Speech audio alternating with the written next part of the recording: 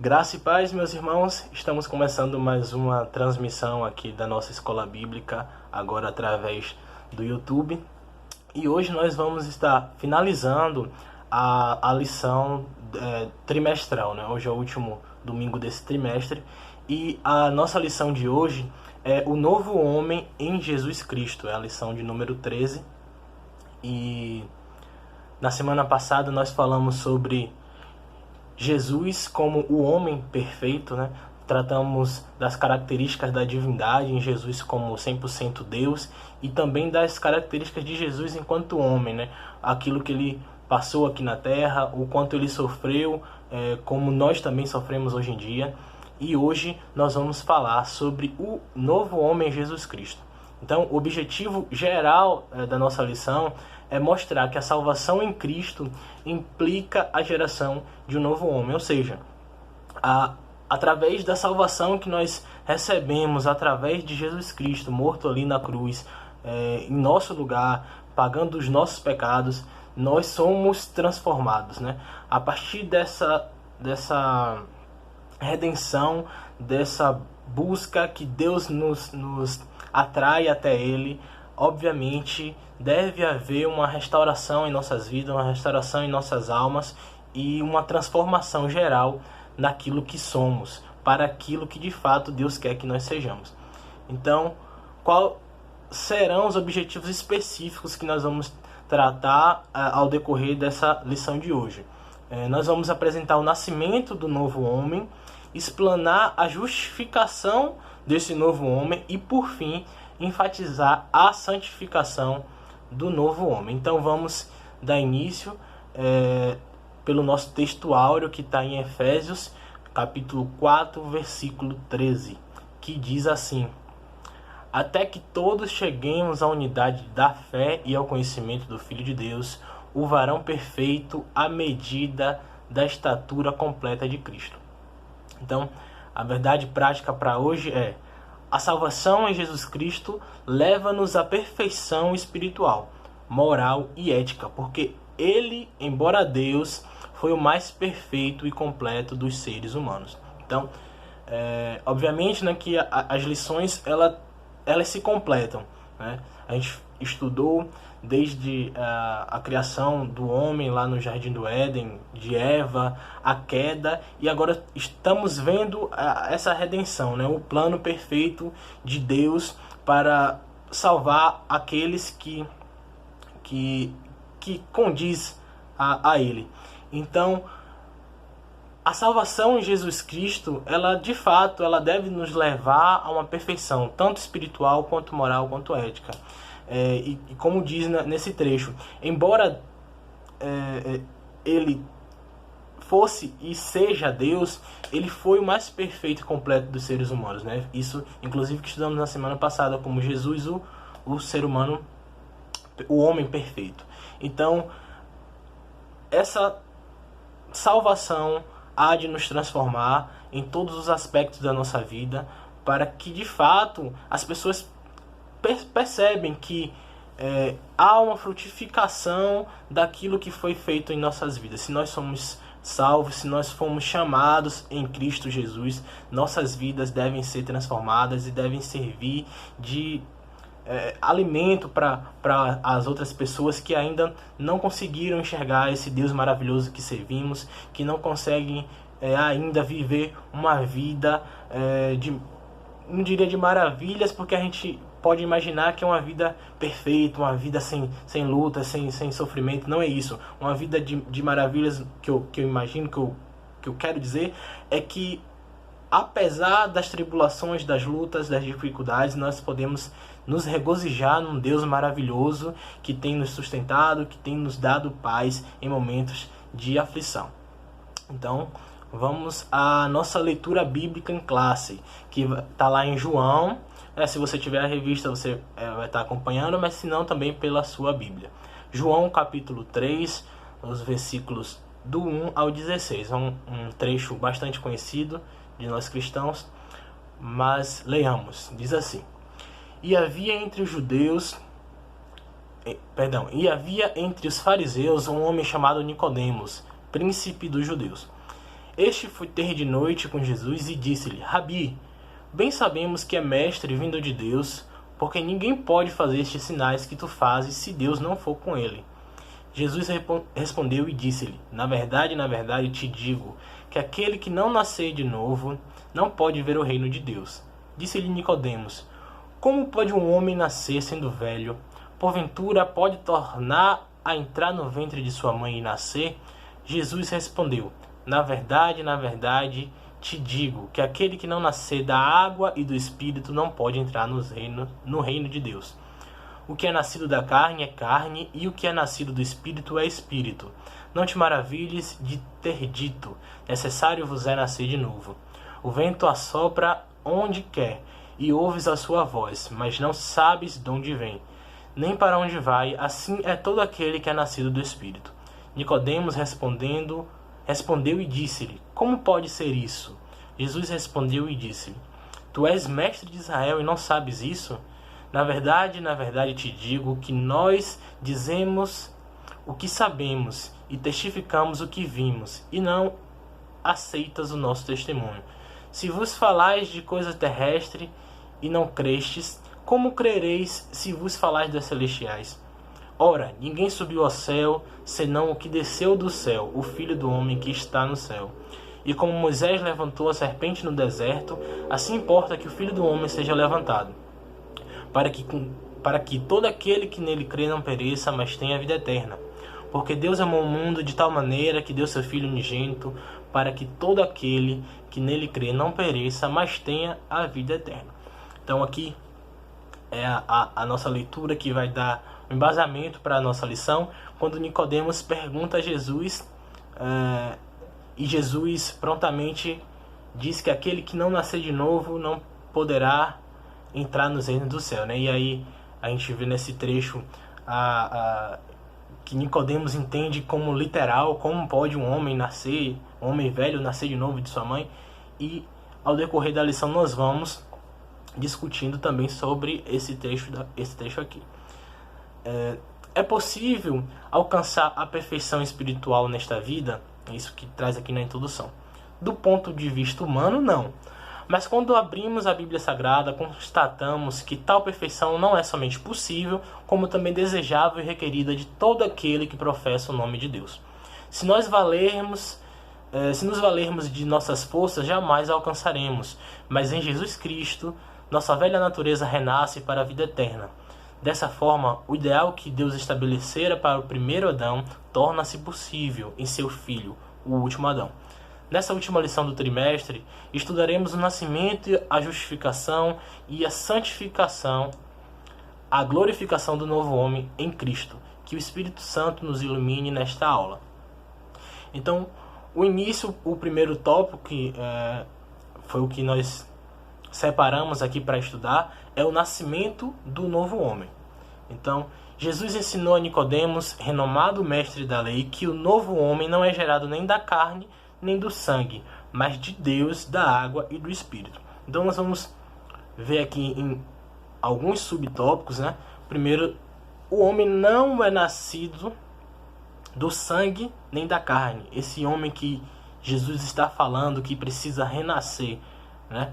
Para que possa alcançar o reino do céu. Obviamente que não através das nossas habilidades, do nosso merecimento.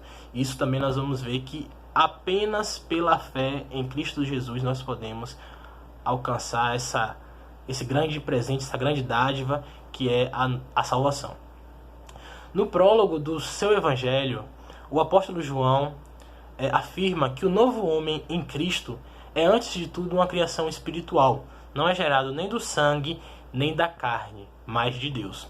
Isso está lá em João, capítulo 1, versículo 12 e 13. Nós vamos ler, que diz assim: mas a todos quanto receberam, deu-lhes o poder de serem feitos, a saber, aos que creem no seu nome, os quais não nasceram de sangue, nem da vontade da carne, nem da do homem, mas de Deus. Apesar do pecado do primeiro Adão, nós podemos renascer para Deus através dos méritos de Jesus, o último Adão. A atuação do Espírito Santo no interior do ser humano é o milagre mais expressivo que Deus pode operar em nossa vida. Ao nascer de novo, o homem experimenta um novo Gênesis, a comunhão plena com o Pai Celeste. Então, obviamente que nós só podemos alcançar esse novo nascimento, né, através de Jesus, que é o último Adão. Através dele que veio e agiu como o perfeito humano, que não cometeu pecado, que não conheceu pecado algum.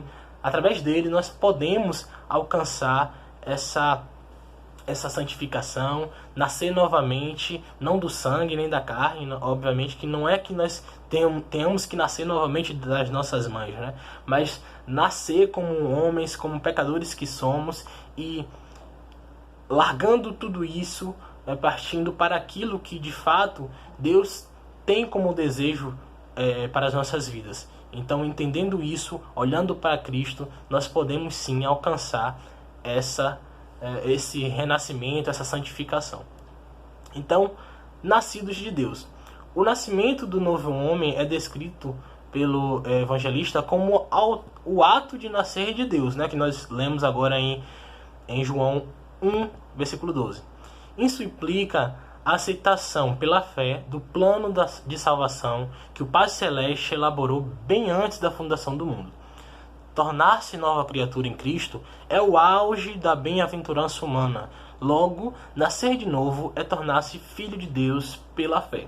Então, a partir do momento em que nós aceitamos esse plano de salvação de Deus, obviamente que esse aceitar é o momento em que nós entendemos, porque nós somos atraídos para Deus, né? Isso é algo que deve estar nítido em nosso entendimento, que o homem, ele de forma alguma quer Deus.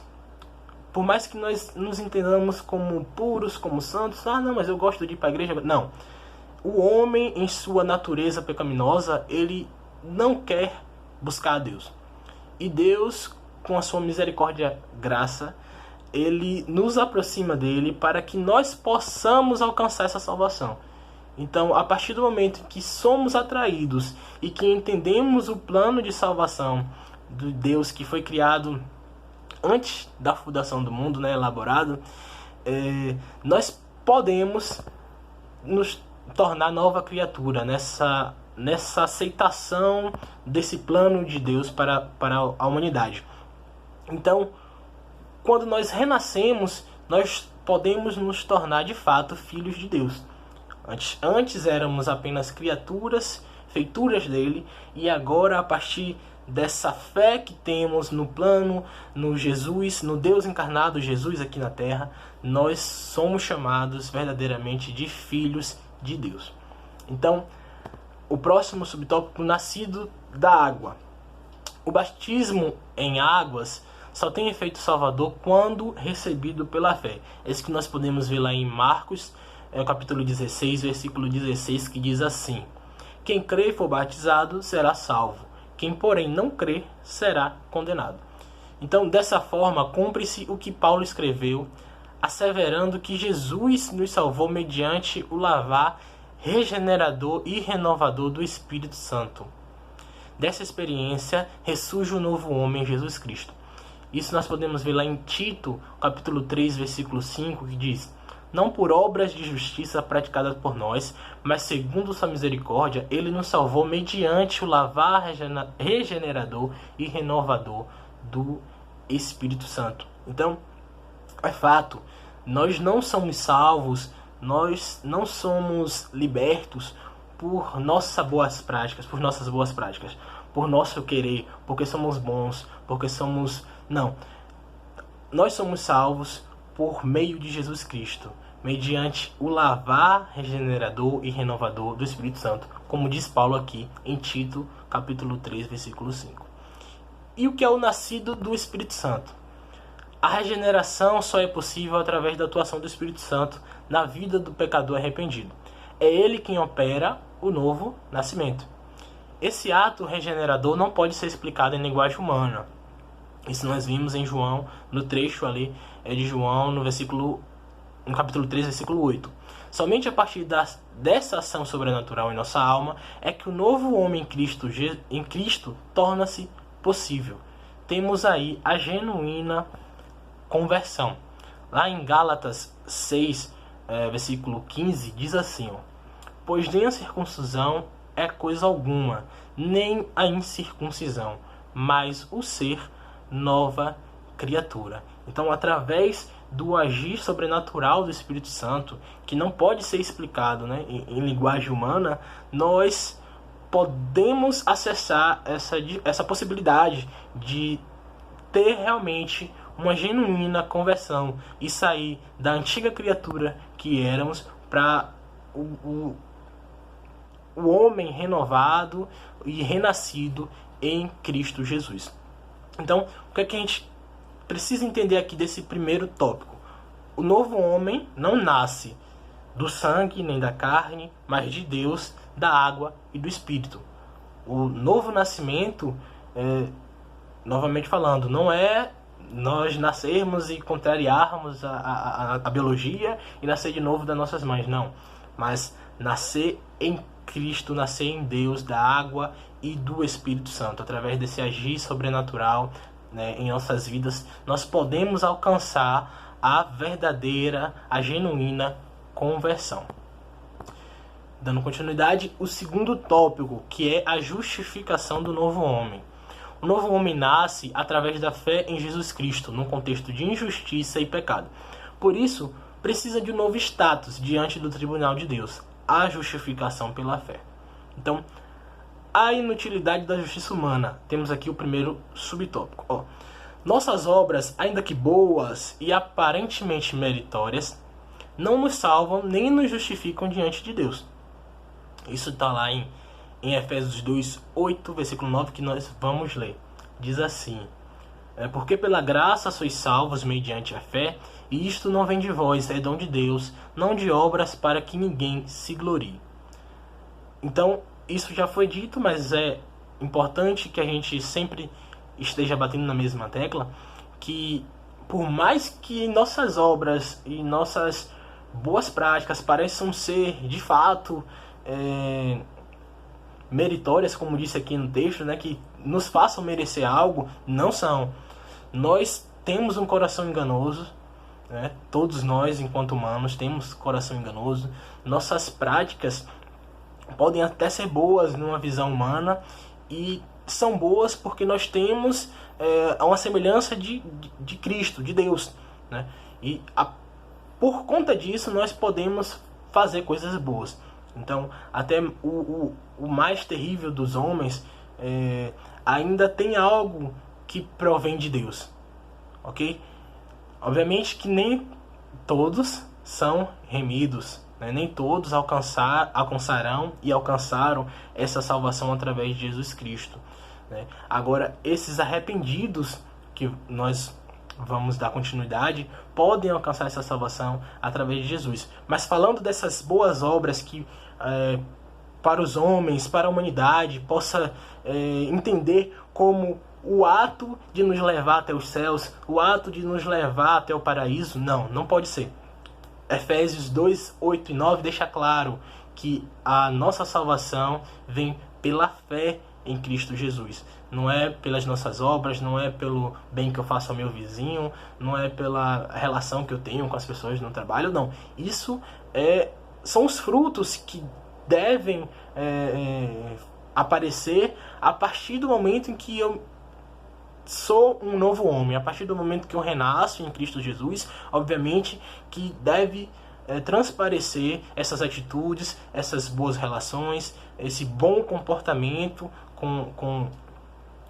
com a sociedade, desde que não fira, obviamente, a palavra de Deus, né? Nós temos que ter isso também, em primeiro lugar, que tudo aquilo que nós fazemos, em primeiro plano, ele deve ser pautado na Bíblia, pautado na vontade de Deus. Se aquilo que eu tenho que praticar não fere a palavra de Deus, não fere os princípios cristãos, então, obviamente, que eu estou fazendo o correto, estou agindo conforme um novo homem, frutificando aquilo que Deus tem plantado em meu coração.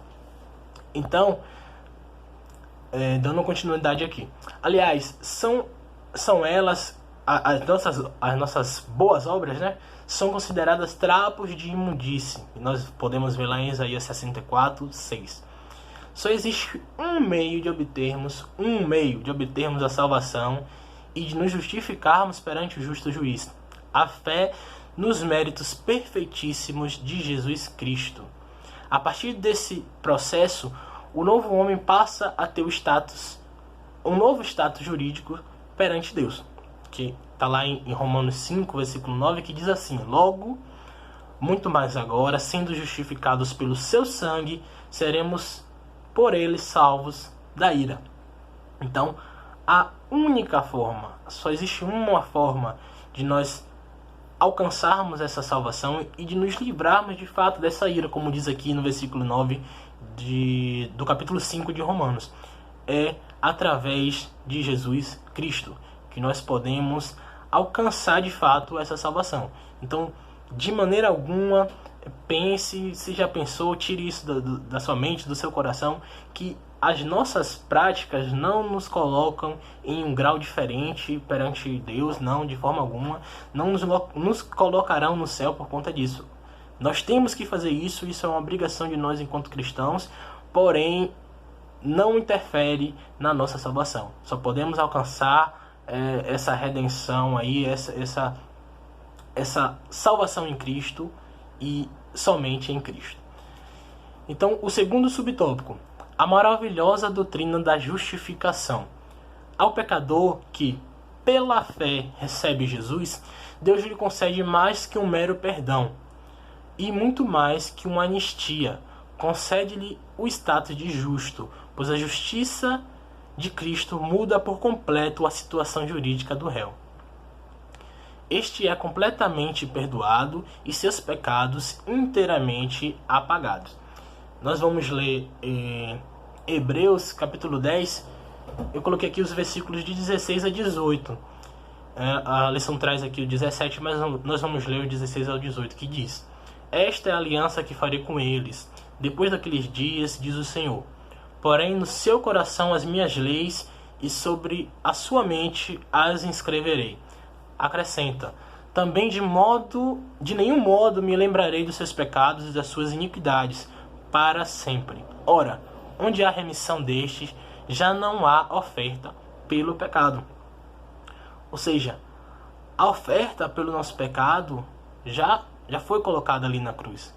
Jesus, como um homem perfeito que foi, como 100% Deus, obviamente, ele foi a oferta viva, o cordeiro que foi colocado para expiar os nossos pecados. Então a oferta já foi paga. Aquele que alcança esse perdão pela fé que nós recebemos em Jesus Cristo, né, os nossos pecados são apagados, são perdoados em Cristo Jesus. Então, aquilo que nós cometemos de pecado, de errado, são apagados através desse olhar que nós temos para Jesus Cristo, entendendo que Ele morreu em nosso lugar, para que tudo aquilo que nós praticamos, que não condiz com a Bíblia, aquilo que de fato desagrada a Deus, fosse colocado sobre Ele, e hoje nós possamos ter essa oportunidade de olhar para Cristo, de poder alcançar a divina salvação. Então, o terceiro subtópico diz que o novo homem é justo, como nós vimos que nós temos um novo status jurídico, digamos assim, perante Deus. A partir de sua conversão, o pecador passa a ser visto por Deus como se jamais tivesse cometido qualquer injustiça. De agora em diante, é um justo aos olhos de Deus. Haja vista o que houve com o ladrão que na cruz creu no sacrifício de Jesus Cristo. Então, quando há a conversão, que é a genuína conversão que surge a partir desse operar do Espírito Santo em nossas vidas, é como se jamais tivéssemos cometido injustiças, pecados. E aí dá aqui o exemplo do ladrão na cruz, que creu de fato no sacrifício de Jesus Cristo.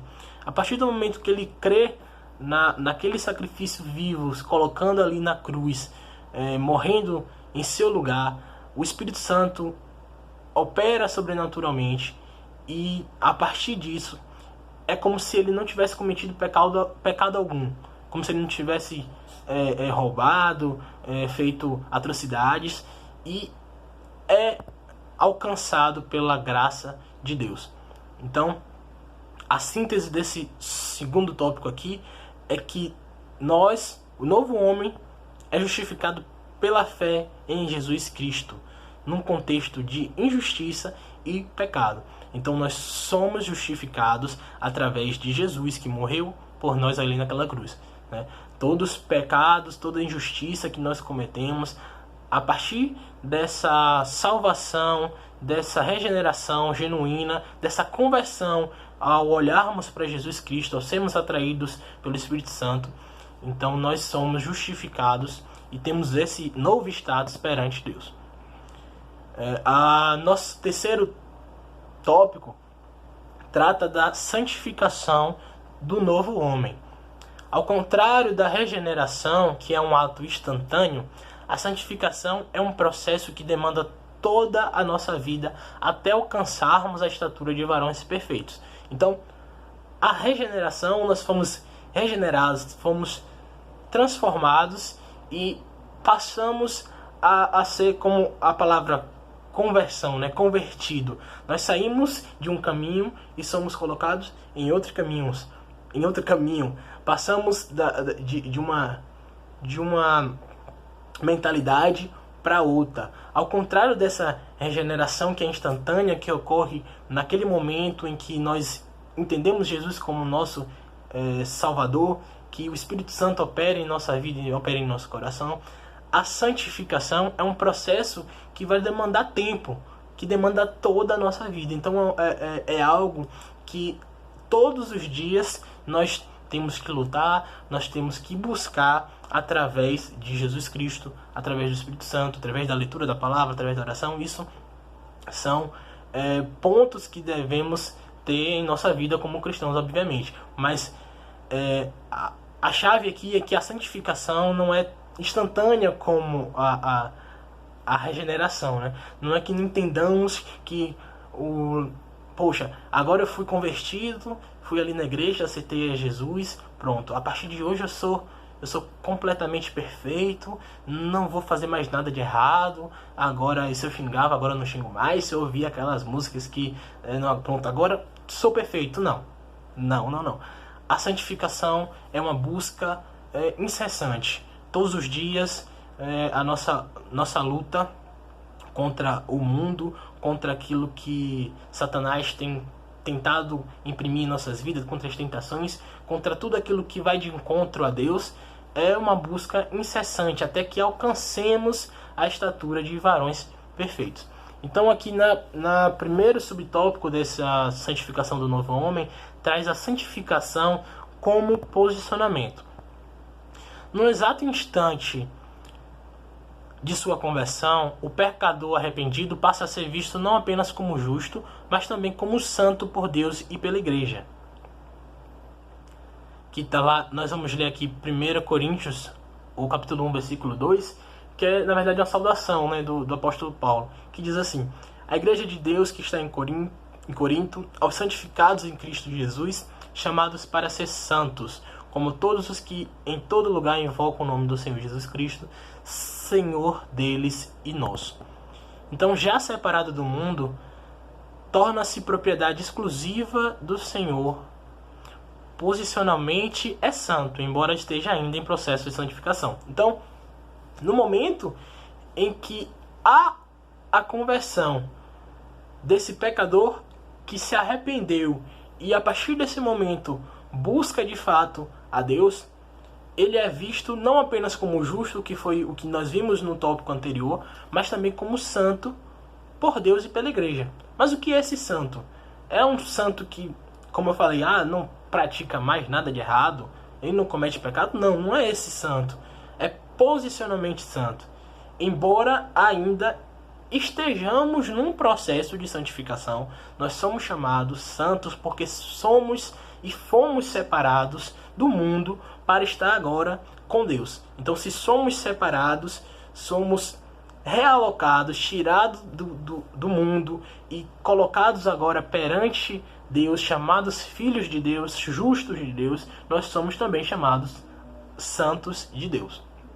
Então, a santificação como processo é o segundo subtópico. O novo homem em Cristo, ainda que seja visto como santo, e realmente o é, terá de submeter-se a um longo e disciplinado processo de santificação, até que venha alcançar a estatura do Filho de Deus, Jesus Cristo. Aqui em Efésios 4:13 diz assim: até que todos cheguemos à unidade da fé e do pleno conhecimento do Filho de Deus, à perfeita varonilidade, à medida da estatura da plenitude de Cristo. Esse, inclusive, é o nosso texto áureo que nós lemos lá no início, foi o primeiro texto que lemos, e que, de fato, é a nossa busca incessante, né? Essa santificação é algo que nós devemos buscar em todo o tempo, até o último dia de nossas vidas, até que Deus nos chame, ou até que Jesus volte, né? Até que nós alcancemos essa perfeita varonilidade à medida da estatura da plenitude de Cristo Jesus. Então, na santificação do novo homem, a palavra de Deus é imprescindível, pois nos conduz ao ideal cristão, perfeição e santidade, para que em tudo sejamos imagem e semelhança de Deus. Então, a palavra de Deus, ela é essencial nesse processo de santificação. É através dela que nós podemos ser conduzidos a de fato o ideal de um homem cristão, de uma mulher cristã. Homem, quando eu digo, penso na humanidade, mas de alguém que de fato ressurge através desse olhar para Cristo, que renasce e que enxerga em Jesus Cristo o nosso Salvador. A Bíblia é aonde nós podemos encontrar o nosso guia, né? Onde nós vamos enxergar tudo aquilo que nós devemos fazer, como deve ser as nossas práticas e como nós vamos alcançar e olhar de fato para esse alvo da santificação. Como que nós podemos a cada dia ser mais santos e nessa santificação estar mais perto do nosso Deus. E o terceiro subtópico diz: a santificação é a vontade de Deus no novo homem. O novo homem é impossível sem o processo de santificação. Quanto mais nos santificamos, mais parecidos nos tornamos com o Senhor Jesus. Somos seus imitadores. Logo, devemos ver a santificação como a vontade suprema de Deus para a nossa vida. Mas se pecarmos, o sangue de Jesus Cristo nos purifica de toda injustiça e impureza. Que a Igreja de Jesus Cristo volte a pregar com mais instância e urgência a doutrina da santificação. Nenhum impuro ou profano entrará na Jerusalém celeste. Então, a santificação é a vontade de Deus no novo homem, né? Sem o processo da santificação, é impossível sermos esse novo homem, o renascer de fato, sem que exista esse processo de santificação contínuo. Quanto mais a gente se santifica, quanto mais a gente busca, a gente se torna parecido com o nosso Senhor Jesus Cristo. Então, nós devemos ser seus imitadores, nós devemos olhar, como a gente viu na lição passada, aquilo que ele fez aqui na terra, como que ele agiu, e buscar ser de fato imitadores de Jesus Cristo, nos tornar cada vez mais parecidos com ele através dessa santificação. Então, qual é a síntese que a gente toma aqui nesse terceiro tópico?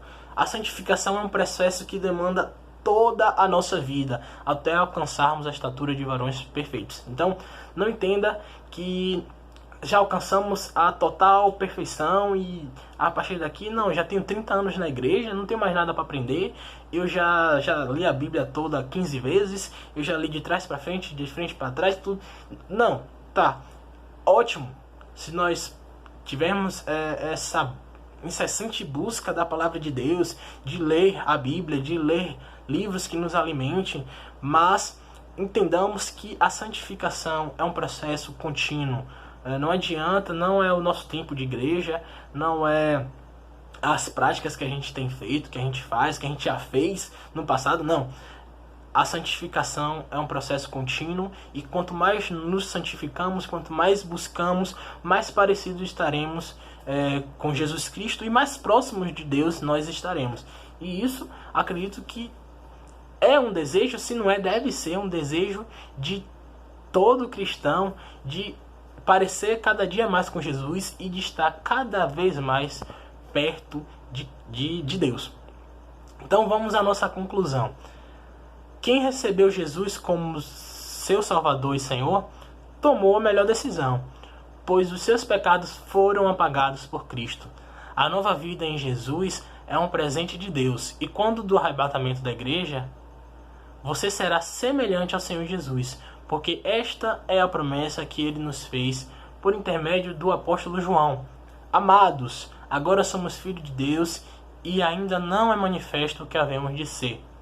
Mas sabemos que, quando ele se manifestar, seremos semelhantes a ele, porque assim como o veremos. Esse trecho está lá em 1 João, capítulo 3, versículo 2. Sim, nós, os redimidos do Cordeiro, seremos glorificados, e nessa bem-aventurança estaremos para sempre com o Senhor, estaremos para sempre com o Senhor.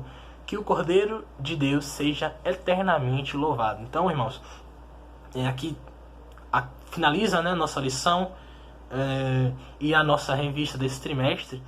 E o que fica é que, de fato, o novo homem em Jesus, né, ele é justificado em Jesus Cristo, santificado em Jesus Cristo, e o nascimento desse novo homem parte a partir de Jesus, né? Não é o nascimento da carne, então.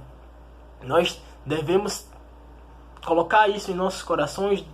Nós estudamos toda essa lição e vimos lá, né, desde da criação do homem, Eva, vimos a Torre de Babel, como o homem traz novamente o pecado, e percebemos todo o plano maravilhoso de Deus para que nós possamos ser salvos. E nós devemos agradecer todos os dias a esse Deus maravilhoso que temos, que tem nos olhado com esse olhar de misericórdia, de amor, e mandou o seu Filho, né? Isso é algo tão grandioso. Às vezes eu escuto pessoas dizer que o melhor ainda está por vir, o melhor de Deus.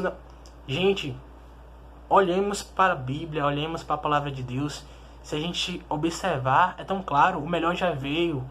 Jesus já se entregou por nós. Melhor presente que esse não há, né? A partir disso, olhando para Ele, nós podemos alcançar a salvação. Essa fé em Cristo Jesus, nós podemos ter essa maravilhosa dádiva, que é ter essa comunhão com o Pai, né? Buscar a Deus, ter essa busca incessante pela santificação todos os dias, para parecer cada dia mais com Jesus Cristo. Isso é algo tão grandioso que só nisso, não podemos dizer que é só, nós devemos nos contentar e estar felizes, alegres, porque Deus nos deu esse grande presente. Que estejamos sempre com essa mentalidade de que por nossas obras, por nossas práticas, nós não podemos alcançar a salvação, né? A salvação vem pela fé, mas a frutificação nessa salvação, nesse novo homem de fato regenerado, nesse operar do Espírito Santo em nossos corações, que nos transforma, que nos molda e que nos faz, nesse parecer com Cristo, agir como Cristo agiria, né? Agir em amor, agir também em justiça, porque nós somos justificados em Jesus, agir também em justiça.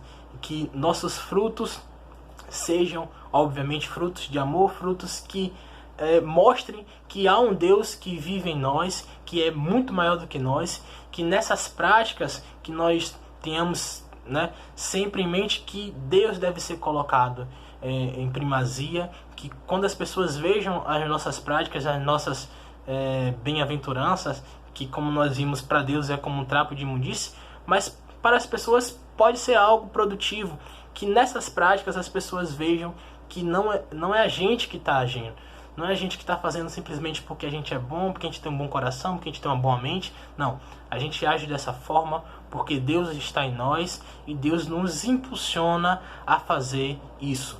Então, agradeçamos todos os dias ao nosso Deus e Pai, a nosso Senhor e Salvador, porque Ele tem nos guardado dos males, porque Ele tem provido aquilo que é necessário às nossas vidas e principalmente, primariamente, porque Ele nos deu a oportunidade da salvação.